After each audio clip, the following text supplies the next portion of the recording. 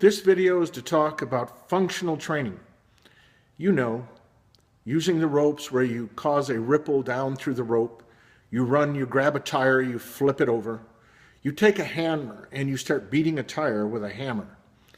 You throw a javelin to learn how to do that. You climb a fence or a rope. These things are great for certain types of fun exercises, competitions, and etc. But when it comes to even the professionals in baseball, using a cable to simulate throwing a baseball, or to use a medicine ball, practicing getting tired with throwing a regular basketball, no, this doesn't work. You recruit the muscles in the wrong order. The nerve is taught to recruit the muscles for a heavier device, not the original weight or the specificity of the exact thing that you're trying to accomplish.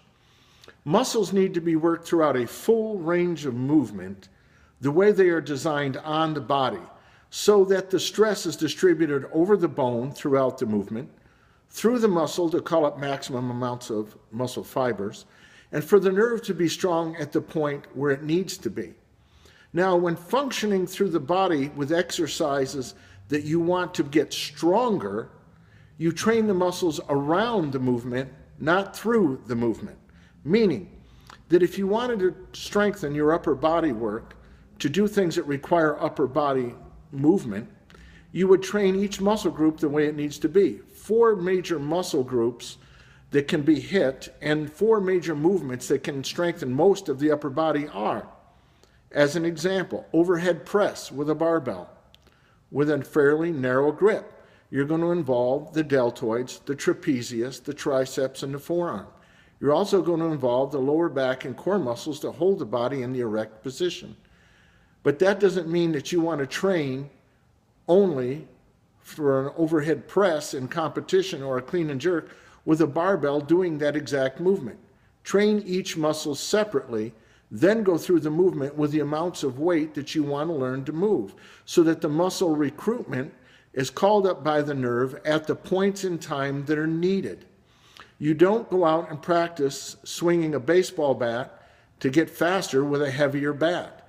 You don't practice throwing more basketball shots with a heavier basketball, nor would you do that with throwing a baseball. After all, it's going to require a different arc, a different recruitment of the muscles, which means a different nerve impulse, thereby literally teaching yourself to not be as good as you possibly could be. Use the specifics separately. Train the muscles the way they're designed to be trained. You don't use heavier things and go through a cable movement to simulate that. You go out and you practice the sport, yes, but you train the muscles the way they need to be and the system the way it needs to be. You'll have the wrong nerve impulse, the wrong recruitment. So what you want to do is you want to train the body the way it needs to be trained, then practice the movement with what needs to be done for the movement.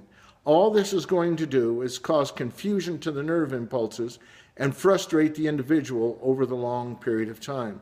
So for better performance, go through your exercises more quickly. Example, overhead press to chin quickly. That way the assisting muscle groups of the deltoids and the shoulders will be called up more as they are needed, because they were not directly worked in that movement, but indirectly worked through 2 other movements. And they will also be called in at the right time and at the right amount to create a proper balance.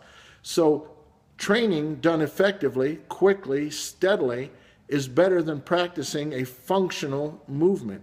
So either use your ego or you're intelligent. Engineering is what works. When you use a thermokinetic camera, you can see what muscles are involved. Then go back and train those muscles the way they need to be involved and practice the movement by itself. Don't get into the ego. Don't get into all the glitz and the hype and the performance. You know, you want to train the body the way it's designed. That will lead to success. If you're going to train intelligently, engineer it. Go through it the way it needs to be done. Meet the demands that are needed. You'll be happier, you'll be better functioning, and you'll be much more successful. Thank you.